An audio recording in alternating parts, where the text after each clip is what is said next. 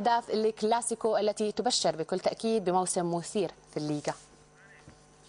هذا بنزيما من جديد يتقدم بنزيما وابدال، بنزيما وابدال وفرصه كبيره وهدف اول لريال من امضاء اوزيل. الهدف الاول لريال مدريد من امضاء مسعود اوزيل في الدقيقه الثالثه عشرة. الكره الان لمصلحه برشلونه الذي بدا يتحرك، والكره عند ديفيد فيا، ديفيد فيا يصوب في المرمى. رائع الكره، رائع الكره، وبرشلونه يطل ويضرب بقوه من هجمه واحده ناجحه.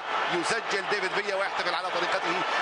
لكن هنا خطيره، وهنا ميسي، وهنا فرصه هدف ثاني، ونعم ميسي يمضي على الهدف الثاني. هكذا باقل المجهود ينجح برشلونه في تحقيق افضل النتائج. بنزيما ماذا يفعل بالكره؟ ياخذ وقت طويل فيها ويعطيها للمرمى. تشافي الونزو يحرز هدف التعادل في الدقيقه 54، ومع دخول كوينتراو ريال مدريد يعدل الكفه ويسجل هدف التعادل الثاني.